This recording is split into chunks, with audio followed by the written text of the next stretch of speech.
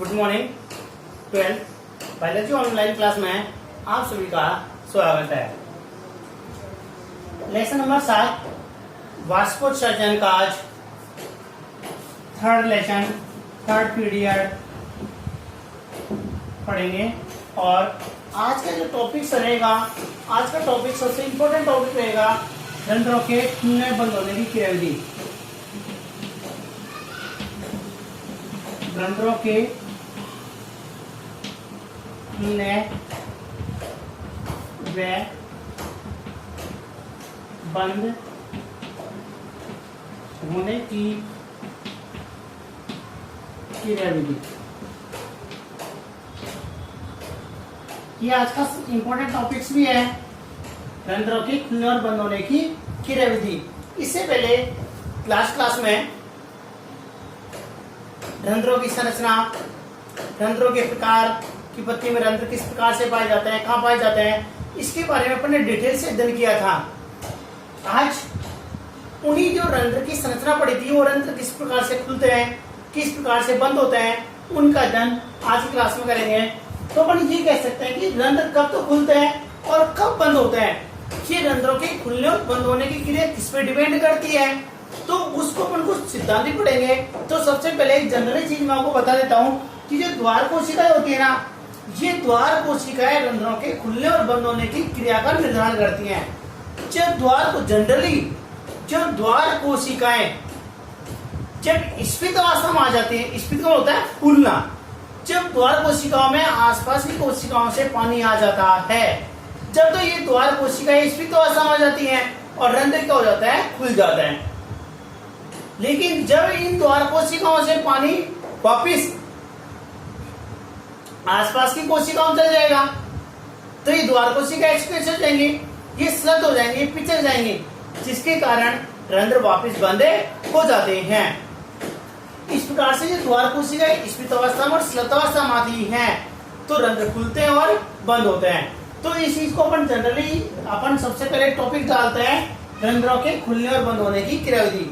आज का सबसे पहले पॉइंट नोट करो, सबसे पहले रंध्रों के खुलने में बंद होने की क्रियाविधि। सबसे पहले पॉइंट को नोट कीजिए।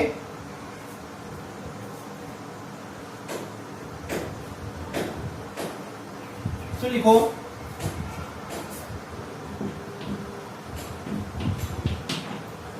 रंध्रों के खुलने में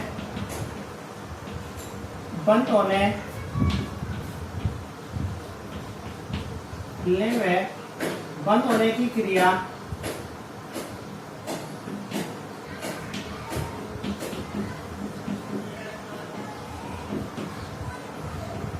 द्वार कोशिकाओं के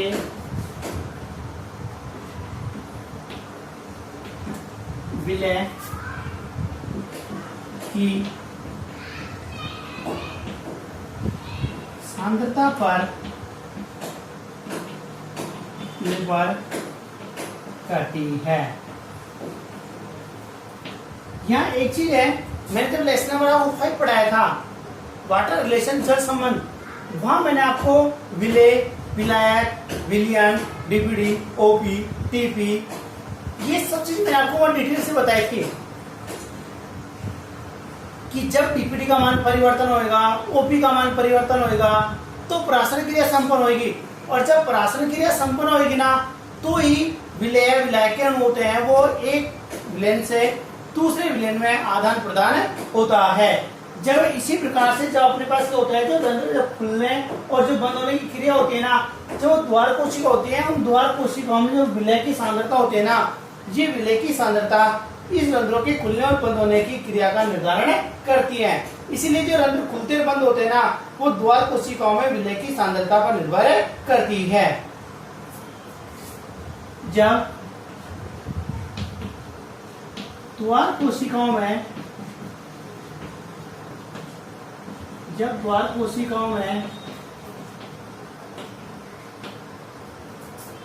विलेय की सांद्रता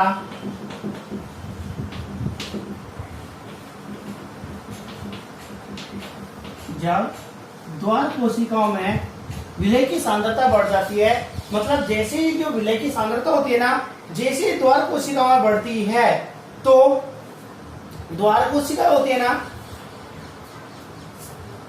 जिससे द्वार कोशिकाओं में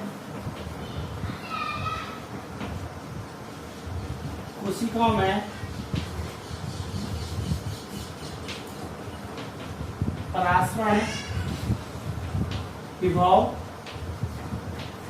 विभव व जल विभव में कमी आ जाती है।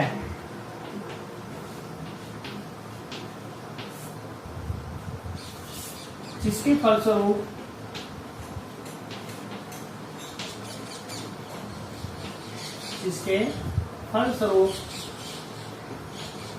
द्वार कोशिकाओं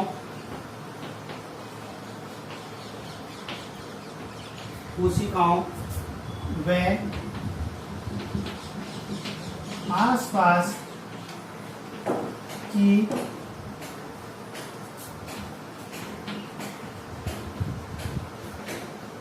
कोशिकाओं के मध्य जल विभव प्रवणता उत्पन्न हो जाती है। जल विभव प्रवणता उत्पन्न हो जाती है। जैसे द्वार कोशिकाएं बढ़ती हैं, जब द्वार कोशिकाओं में विलय की सांद्रता बढ़ती है तो इन द्वार कोशिकाओं में प्राशन विभव और जो जल विभव है, इन दोनों में क्या रह जाती है, कमी हो जाती है। और जैसे कमी होती है तो ये कोशिका जो आसपास की कोशिका होती हैं, इनके बीच में क्या हो जाता है, एक जल विभव प्रवणता उत्पन्न हो जाती है, जिससे जल आसपास की कोशिकाओं से द्वार कोशिकाओं में आ जाता है एवं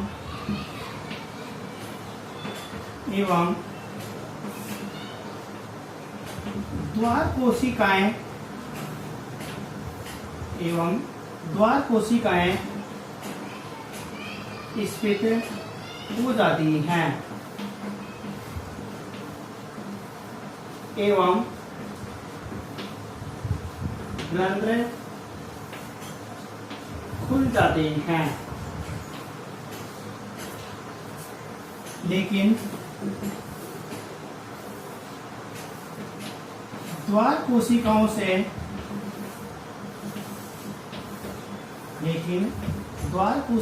से जल आसपास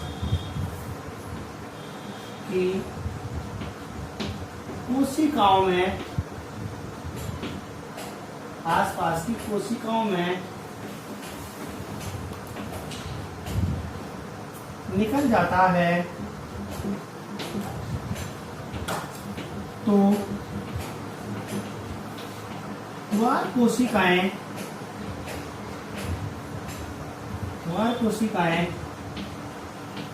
स्लथ अवस्था में आ जाती हैं एवं रंध्र बंद हो जाती हैं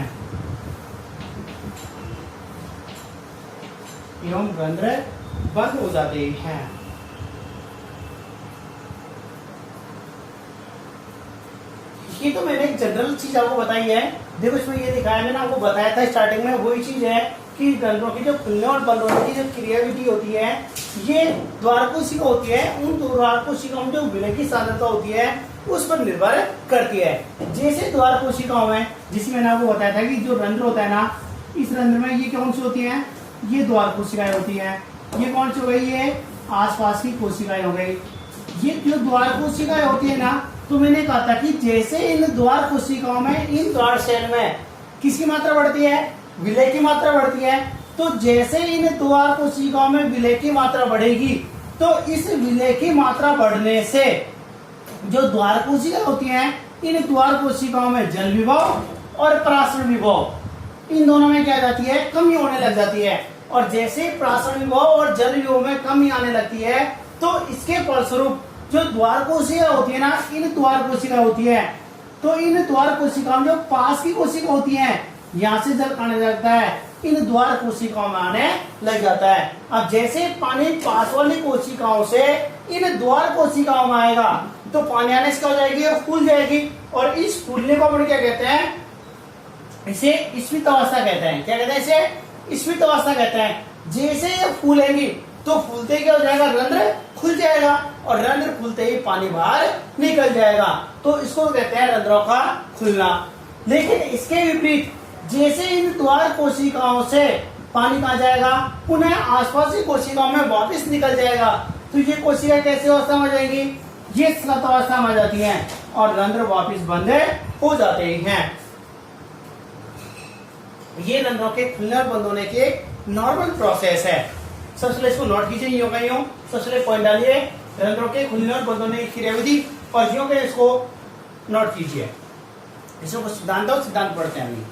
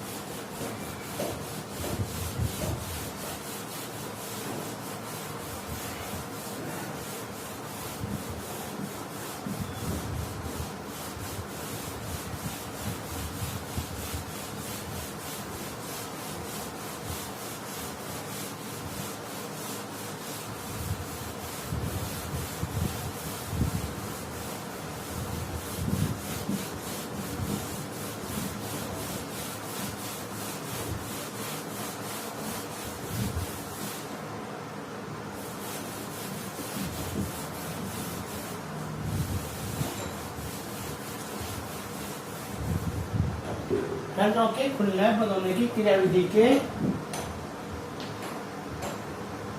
सिद्धांत या अवधारणाएं।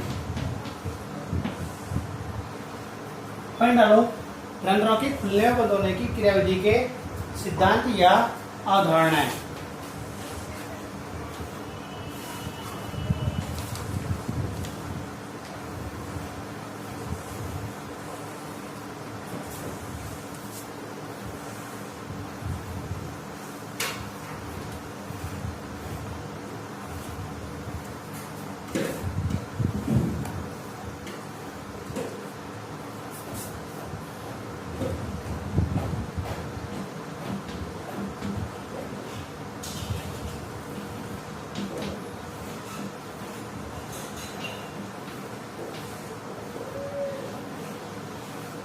सबसे पहले आता है स्टार्च शर्करा सिद्धांत।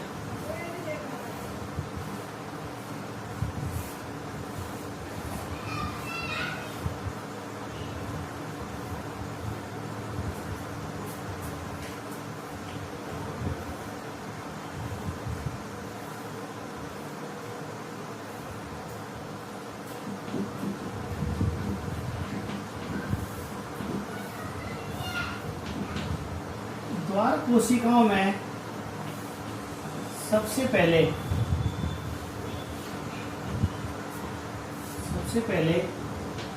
मंड बोलते हैं स्टार्च की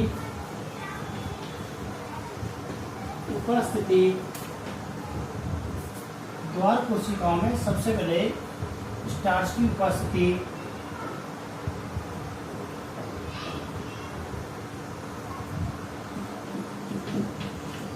लोएड नामक वैज्ञानिक ने 1908 में बताया।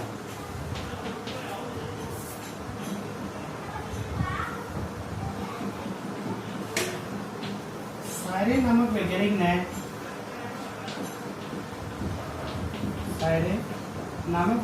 ने स्टार्च शर्करा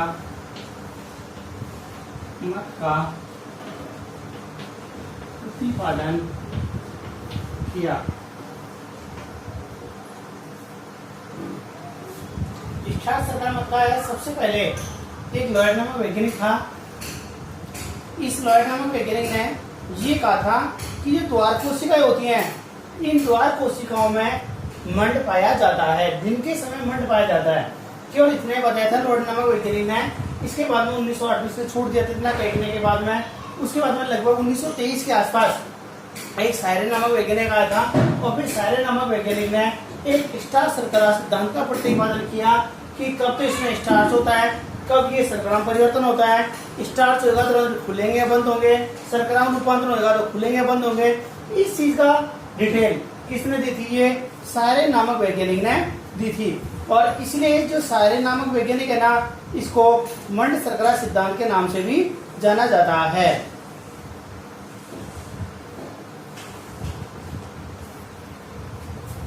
यहाँ तक नोट किए इसको, इसमें आगे लिखो। इस सिद्धांत के अनुसार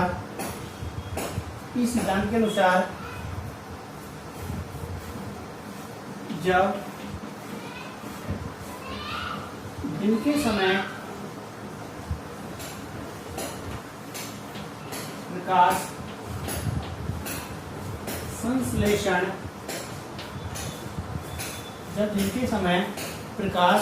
संश्लेषण क्रिया संपन्न होती है, दिन के समय प्रकाश संश्लेषण क्रिया संपन्न होती है। इसने ये कहा था कि जब अपने दो होता है, एक तो रात होता है और एक दिन होता है, और रंध्र होते हैं दिन में खुलते हैं और रात में बंद होते हैं, अपन जनरली जानते हैं। तो इसने ये कहा था कि जब दिन का समय होता है तो दिन के समय क्या होता है कि जो रंध्र होते हैं ना ये खुलते हैं। तो सबसे पहले ये कहा था कि जो दिन के समय जो द्वार कोशिका होती हैं इनमें प्रकाश संश्लेषण क्रिया होती है, और प्रकाश संश्लेषण क्रिया होगी तो ये क्या करेंगे? CO2 का उपयोग करेंगे, और CO2 का उपयोग करने से क्या हो जाएगा? जो pH होता है ना वो pH में वृद्धि हो जाती है। अपन जनरली मानते भी हैं, प्रकाश संश्लेषण जब लेसन पढ़ेंगे तो वहाँ ये पढ़ेंगे जब प्रकाश संश्लेषण क्रिया होती है तो वहाँ CO2 का एब्जॉर्ब किया जाता है और ऑक्सीजन निकाली जाती है। ध्यान रखिएगा, प्रकाश संश्लेषण के दौरान प्लांट्स CO2 ग्रहण करते हैं और ऑक्सीजन छोड़ते हैं, लेकिन जब रात के समय श्वसन क्रिया करते हैं तो श्वसन क्रिया के दौरान ऑक्सीजन को ग्रहण करते हैं, CO2 को छोड़ते हैं, उल्टा होता है। तो इसमें ये कहा है कि जब दिन के समय प्रकाश संश्लेषण क्रिया संपन्न होती है तो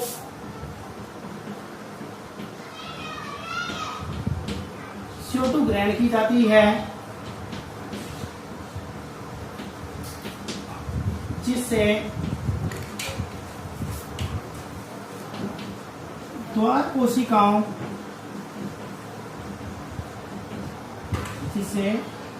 कोशिकाओं में pH बढ़ जाता है, अर्थात इनका pH लगभग 7 हो जाता है। कितना हो जाता है? 7 हो जाता है। जब ये प्रकाश संश्लेषण के दौरान जब CO2 ग्रहण करते हैं तो CO2 ग्रहण करने के दौरान इनका pH कितना हो जाता है, 7 हो जाता है। यहां तक नोट करो, आगे लिखो।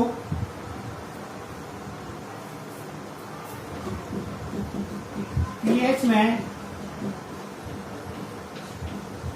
वृद्धि होने से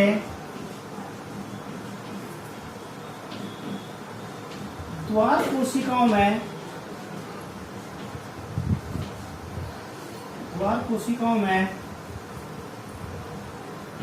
उपस्थित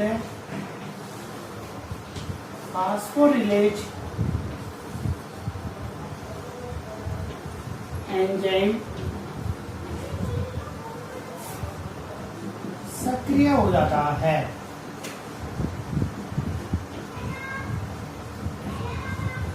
लिखा है मैंने, जब pH में वृद्धि होगी। pH में वृद्धि कब होगी, जब प्रकाश संश्लेषण के दौरान CO2 ग्रहण करेंगे। तो जैसे pH में वृद्धि होती है तो pH में वृद्धि होने से जो द्वार कोशिका होती है, इन द्वार कोशिकाओं में फास्फोरिलेज एंजाइम पाया जाता है। और ये जो फास्फोरिलेज एंजाइम होता है ना, ये फास्फोरिलेज एंजाइम क्या हो जाता है, ये एक्टिवेट हो जाता है।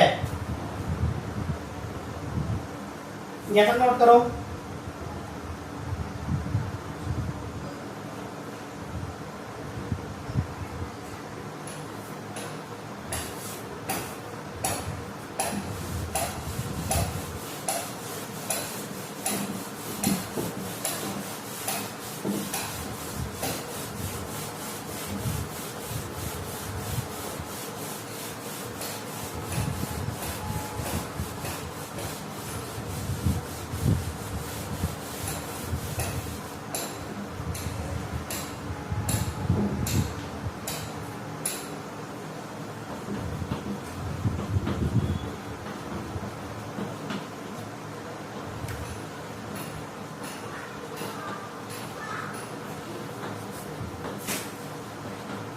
ये फास्फोरिलेज एंजाइम होता है, ये अधिक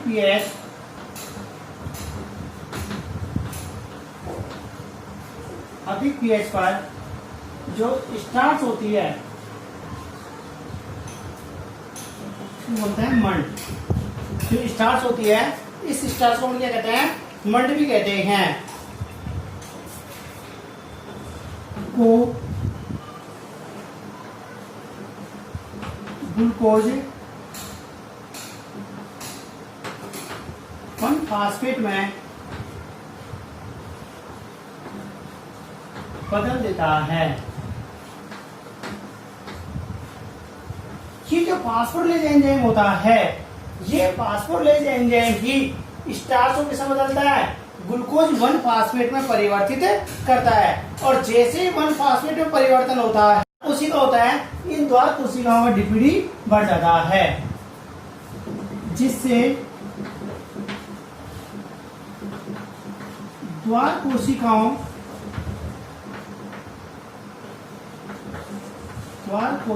का डीपीडी बढ़ जाता है एवं जल आसपास की कोशिकाओं से द्वार कोशिकाओं में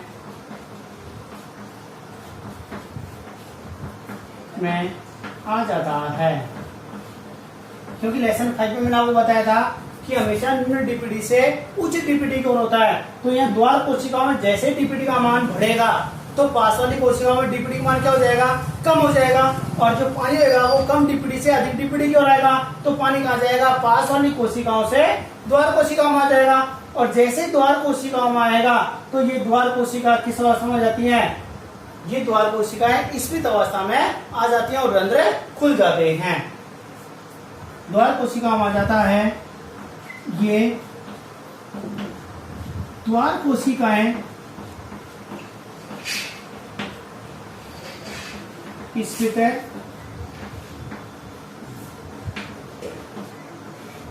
अवस्था में आ जाती हैं, जिससे रंध्र खुल जाते हैं। ये तो क्या हुआ, रंध्रों के खुलने की क्रिया हुई कि रंध्र इस प्रकार से खुल जाते हैं।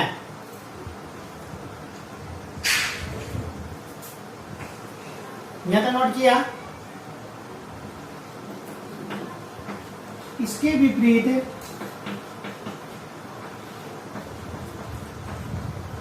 रात के समय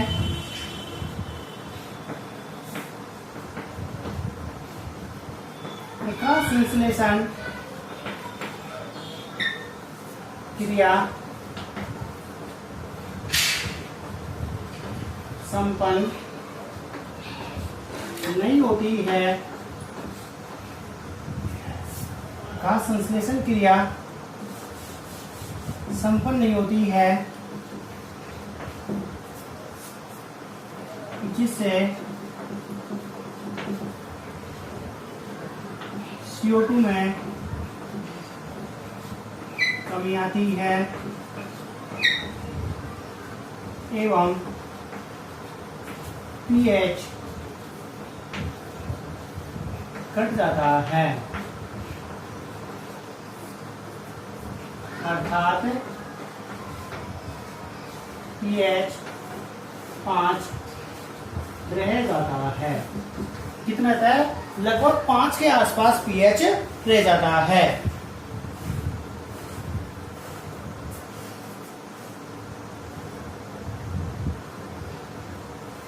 यहां का नोट करो।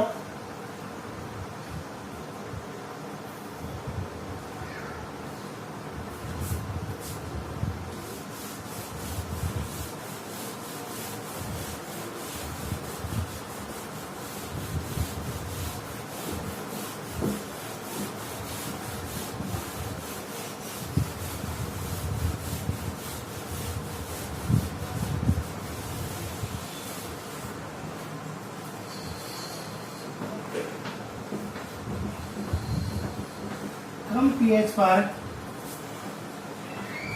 पुनः ग्लूकोज 1 फास्फेट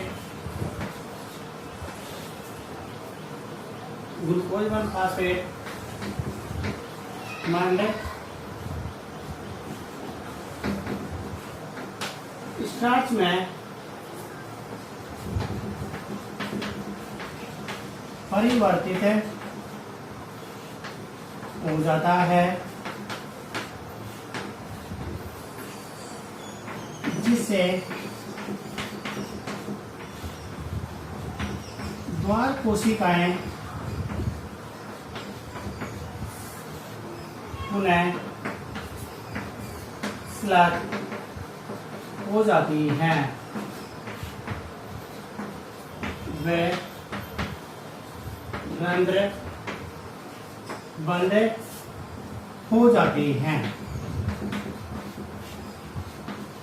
उसी का अपोजिट है, जो दिन के समय प्रकाश संश्लेषण क्रिया नहीं होगी, दिन के समय प्रकाश संश्लेषण क्रिया होती है, लेकिन रात के समय जब इसका अपोजिट होता है तो प्रकाश संश्लेषण क्रिया नहीं होगी, और प्रकाश संश्लेषण क्रिया नहीं होगी तो CO2 ग्रहण नहीं की जाएगी, और CO2 ग्रहण नहीं की जाएगी तो जो फास्फोरेस एंजाइम था पुनः क्या हो जाएगा, डिएक्टेड हो जाएगा, और जो ग्लूकोज होता है, शर्करा है, वो पुनः किस में जाती है, वो स्टार्च में परिवर्तित हो जाती है। डीपीटी का मान कम हो जाएगा, पानी आसपास की कोशिकाओं से दोबारा आसपास कोशिकाओं में चल जाएगा, द्वार कोशिकाओं से, और द्वार कोशिकाएं किस अवस्था में जाती हैं, स्लत अवस्था में आ जाती हैं, और रंध्र वापिस बंद हो जाते हैं। इसको कहते हैं स्टार्च शर्करा सिद्धांत। इसमें कुछ भी नहीं है, आपको ये ध्यान रखना है, दिन के समय तो जो द्वार कोशिकाएं होती हैं, उन द्वार कोशिकाओं में स्टार्च की मात्रा पाई जाती है। तो जैसे ही दिन के समय जब प्रकाश संश्लेषण क्रिया संपन्न होती है तो फास्फोरेज एंजाइम एक्टिवेट होता है, और फास्फोरेज एंजाइम क्या करता है, इस स्टार्च को शर्करा में परिवर्तित कर देता है। ये ध्यान रखना आपको। तो बस जैसे ही शर्करा में परिवर्तन होता है तो द्वार कोशिकाओं में डीपीटी का मान बढ़ जाएगा, और आसपास की कोशिकाओं पर डीपीटी का मान कम हो जाएगा, जिससे पानी आसपास की कोशिकाओं से द्वार कोशिकाओं में आ जाएगा, और द्वार कोशिकाएं स्फीत अवस्था में आ जाएगी और रंध्र खुल जाएंगे। इसके अपोजिट जब रात का समय होता है तो रात के समय प्रकाश संश्लेषण क्रिया नहीं होती है, और प्रकाश संश्लेषण क्रिया नहीं होगी तो CO2 का उपयोग नहीं किया जाएगा, और CO2 का उपयोग नहीं किया जाएगा तो फास्फोरेज एंजाइम होता है वो धीरे धीरे दोबारा डीएक्टिवेट हो जाता है, जिससे इस जो ग्लूकोज 1 फास्फेट या शर्करा थी वो दोबारा किसमें परिवर्तित होने लगेगी, स्टार्च में परिवर्तित होने लगेगी, और स्टार्च में परिवर्तित होने से जो द्वार कोशिकाओं में पानी था वो पुनः आसपास की कोशिकाओं में पहुंचने लगेगा, और जैसे ही आसपास की कोशिकाओं में पानी पहुंचेगा तो ये कोशिकाएं स्रवतवासा में आ जाएंगी और रंध्र बंदे हो जाते हैं। ये कौन सा सिद्धांत था? ये पहला सिद्धांत था स्टार्च शर्करा सिद्धांत।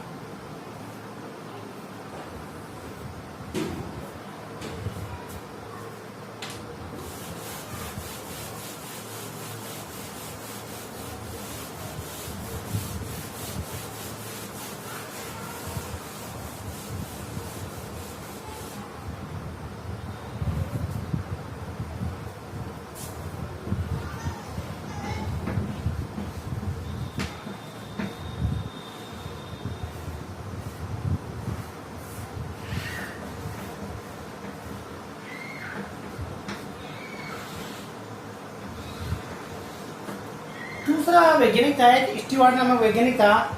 ये स्टीवर्ट वैज्ञानिक ने भी कुछ अपने मत प्रस्तुत किए और इन्होंने ये कहा था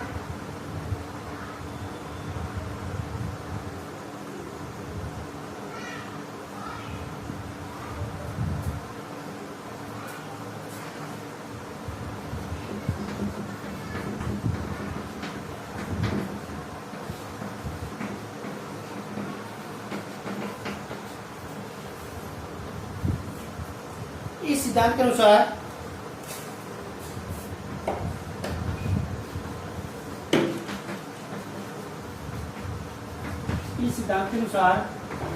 द्वार कोशिकाओं की पीएच इस सिद्धांत के अनुसार द्वार कोशिकाओं की पीएच अधिक होने पर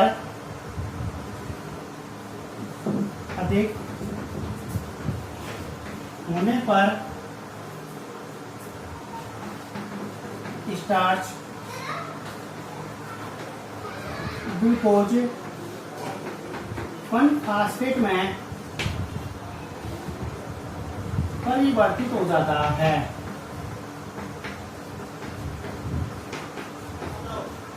ये बात अपन ने पहले भी कही थी, पिछले सिद्धांत में ये कही थी कि जब पीएच का मान अधिक होता है तो पीएच का मान अधिक होने पर जो अपने पास जो स्टार्च होती है ये स्टार्च किसमें बदलते हैं, ग्लूकोज 1 फास्फेट में बदल जाती है। लेकिन इसने ये कहा था कि इसके बाद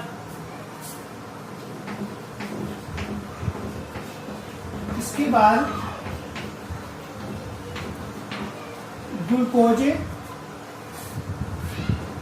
1 फास्फेट है ना, ये ग्लूकोज 1 फास्फेट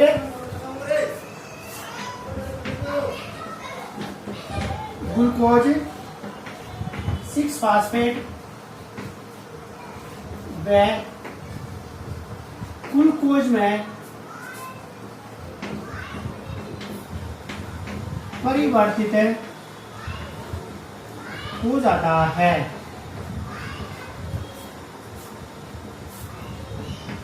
यह ग्लूकोज व ग्लूकोज 6 फास्फेट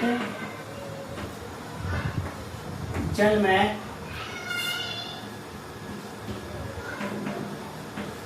अधिक घुलनशील होता है। इसने वही बात की, कोई स्पेशली बात नहीं की थी कि अलग से एक स्टेप जोड़ दिया कि वहां भी अपने जो पिछला सिद्धांत था, पिछले सिद्धांत में मैंने यही कहा था कि जब प्रकाश संश्लेषण क्रिया होती है दिन के समय तो CO2 की मात्रा बढ़ने से पीएच की मान बढ़ जाता है, और पीएच का मान बढ़ने से जो स्टार्च होती है, एमंड होती है, वो किस में जाते हैं, ग्लूकोज 1 फास्फेट में परिवर्तित हो जाती है। ये बात तो पिछला सिद्धांत भी कहता है, लेकिन इसने अलग से ये कह दिया कि जो ग्लूकोज 6 फास्फेट होता है ना, ये ग्लूकोज 1 फास्फेट है, ये ग्लूकोज 1 फास्फेट किस में जाता है, ये ग्लूकोज 6 फास्फेट में परिवर्तित हो जाता है। देखो इसके बाद ग्लूकोज 1 फास्फेट है, ये ग्लूकोज 6 फास्फेट में परिवर्तित हो जाता है। और इसने ये भी कहा था कि इसकी तुलना में जो ग्लूकोज 6 फास्फेट होता है ना, ये ग्लूकोज 6 फास्फेट जल में अधिक घुलनशील होता है, जिससे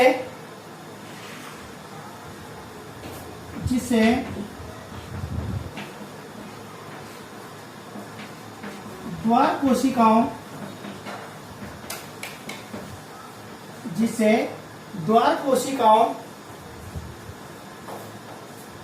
के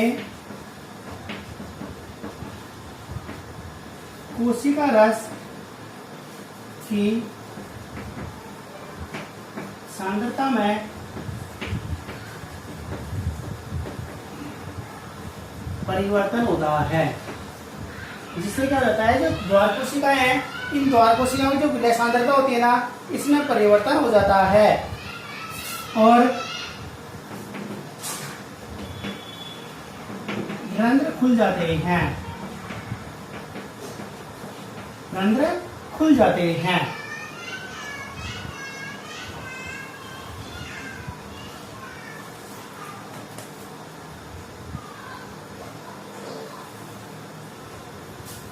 हो गया।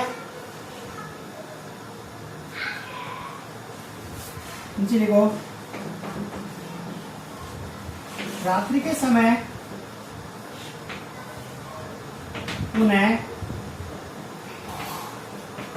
ग्लूकोज 6 फास्फेट पहले ग्लूकोज 1 फास्फेट में परिवर्तित होता है, 1 फास्फेट में परिवर्तित होता है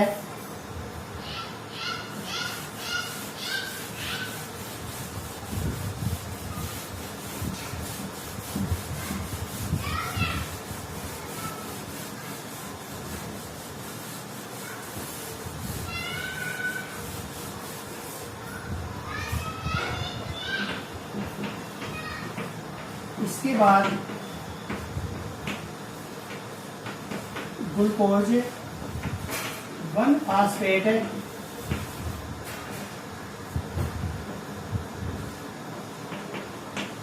माइंड स्टार्च में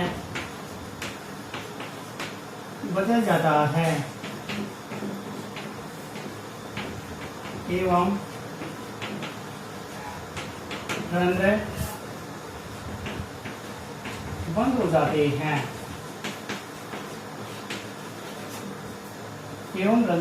हो जाते हैं, ये बात किसने कही थी? ये स्टीवर्ट ने कही थी। केवल एक स्टेप जोड़ा है कि ग्लूकोज 1 फास्फेट है ना, ये ग्लूकोज 6 फास्फेट मोड परिवर्तित हो जाता है, बस ये अलग से बात कही थी। इसलिए इसको क्या कहते हैं? स्टीवर्ट सिद्धांत कहते हैं कि स्टीवर्ट सिद्धांत ने दिन के समय और रात के समय अलग अलग प्रकार से इनको बताया। मैं शॉर्ट में लिख देता हूं, दिन के समय और रात के समय, इसका जस्ट अपोजिट होता है। दिन के समय कौन सी क्रिया होती है और रात के समय कौन सी क्रिया होती है।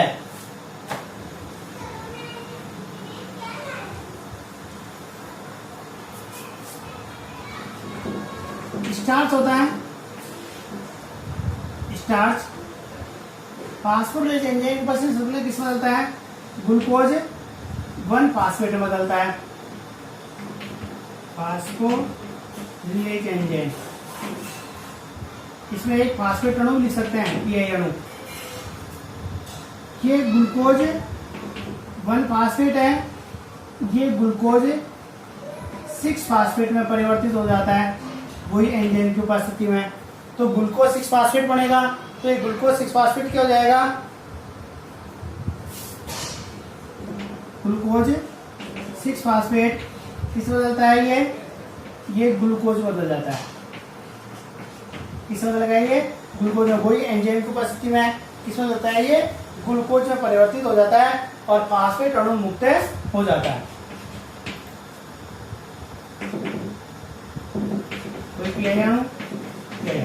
ठीक है। और इसका अपोजिट क्या होता है? रात के समय, यहां से उल्टा लिख दो इसको, ग्लूकोज होता है, ग्लूकोज है, फास्फेट अणु है, क्या बनाएगा? Glucose 6 phosphate, glucose 6 phosphate, glucose 1 phosphate. Glucose 1 phosphate किस बदलेगा? स्टार्च या मंड में बदलेगा। इसका अपोजिट है, यहां से स्टार्च से चालू किया तो इसमें अपोजिट देखो, स्टार्च ग्लूकोज 1 6 फास्फेट में है, ग्लूकोज 1 6 फास्फेट, ग्लूकोज 6 फास्फेट में है, ग्लूकोज 6 फास्फेट ग्लूकोज में। ये तो दिन के समय काम होता है। रात के समय जो ग्लूकोज दिन में ग्लूकोज बना था, ये ग्लूकोज दोबारा किस बदलेगा?